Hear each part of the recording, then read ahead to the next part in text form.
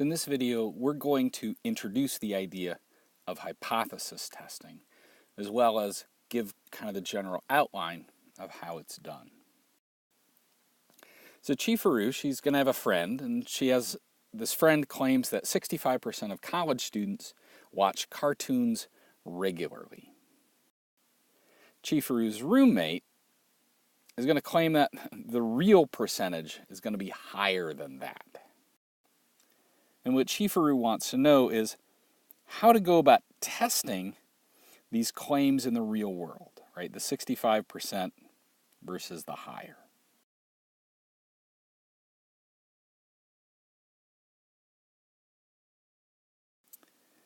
Well, first we're going to do some vocabulary.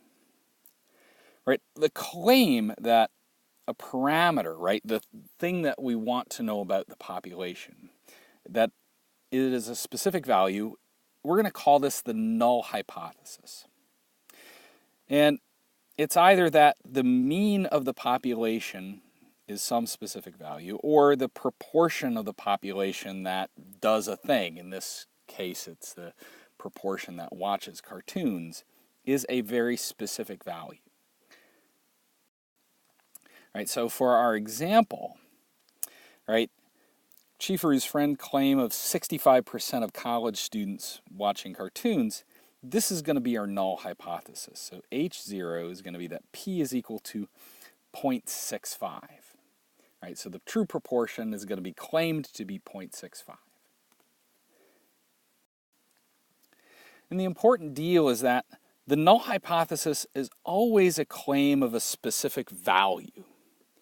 This is the thing that we're going to check to see whether or not is reasonable given our sample data. If we're going to have a null hypothesis, we need to have an alternative hypothesis, right? We need something to test it against. Now, our alternative hypothesis is not going to be a specific value, but it's going to be one of three types. One type is that the true value, our true mean, is less than the value given in the null hypothesis claim.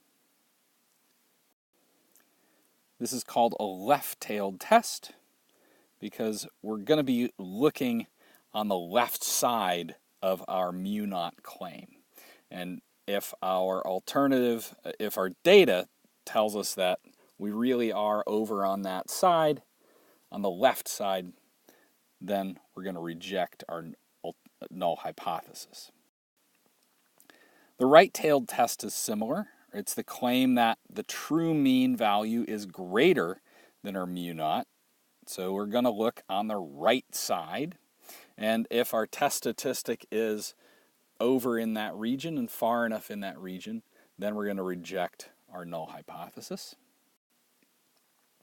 And the last one is called a two-tailed, right? It's simply a claim that, right, we don't know whether or not we're left or right, but the true mean value is simply not our null hypothesis. And here, we're going to allow ourselves to look on either side, either the right tail or the left tail.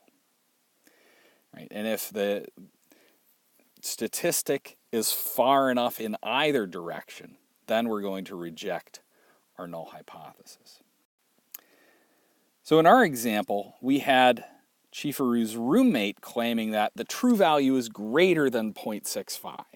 So the alternative hypothesis we would be testing is that the true P is going to be greater than 0.65. Now, the alternative hypothesis is never a second numerical value. It's simply a not the null claim, either less than, greater than, or not on both sides. So the general idea of how we do this is we begin by assuming the null hypothesis is true, right? We start with that as our assumption. Then we take our sample data and run our sample statistics. And what we do is we see if the null hypothesis is reasonable given the sample data. Right? This is going to be carried by our p-values in a second. if the null hypothesis is not reasonable, if our p-values end up being too small, right? If it's not reasonable given the evidence, we reject the null hypothesis and we accept then the alternative hypothesis.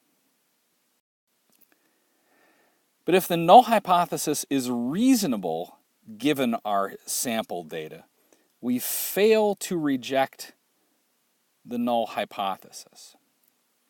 We never accept the null hypothesis, right? We never accept H naught. This is not a test that does that. That is our assumption, okay?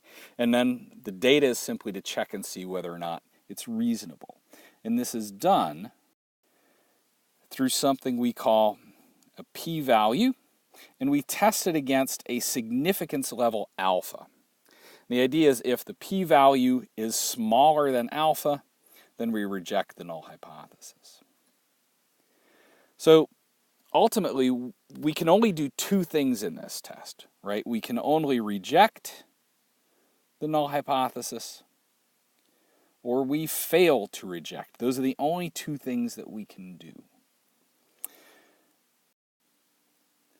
All right, so going back over this, we never conclude the null hypothesis is true. We only reject or fail to reject, okay? But since those are our only two options, there are really two kinds of mistakes that we can make.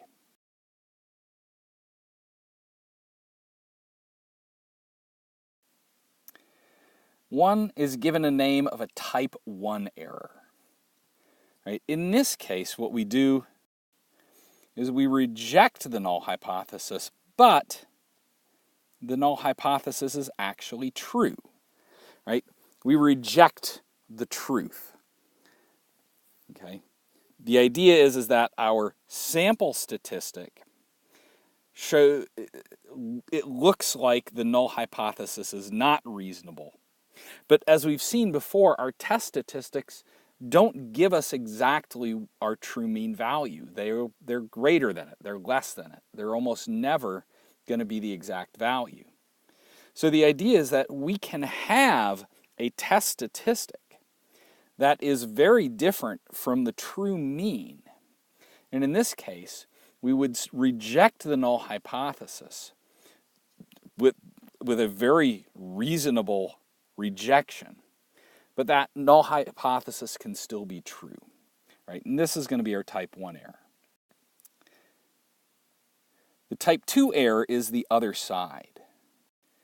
We can fail to reject the null hypothesis, but our null hypothesis ends up being false, okay? If the true mean value is very different than the claim, we can still have a sample statistic that is very close to the true mean value, right? We have seen that these samples we get, right? When we did the dice activity, we saw that these samples we get, they don't all have to be reasonable, right? They can be unusual. So we can have sample data that looks like the null hypothesis is reasonable when the null hypothesis is really false. So we reasonably fail to reject the null hypothesis, but the null hypothesis ends up being false anyway, and that's going to be our type 2 error. So next I'm going to give you just a little overview of how we're going to run our hypothesis testing, and this is going to be more or less the same for all of our hypothesis testing. So our p-value method, right? We state our null and alternative hypothesis. We determine whether our alternative hypothesis is left, right, or two-tailed test. We're going to choose some level of significance alpha. Right, and we'll talk about that in a future section. Given our test data, our test statistics, we're then going to compute the p-value. And for the most part, this is going to be done straight up on the calculator, these tests are baked into a TI-84. Given that p-value and that significance level, we determine whether or not to reject our null hypothesis. If our p-value is smaller than alpha, we will reject the null hypothesis. If the p-value is larger than alpha, we will fail to reject. Right? And then we're going to make a short statement, a sentence or two, that's based on whether we rejected or we failed to reject. All right, so give this a look over, and we will talk more details in class.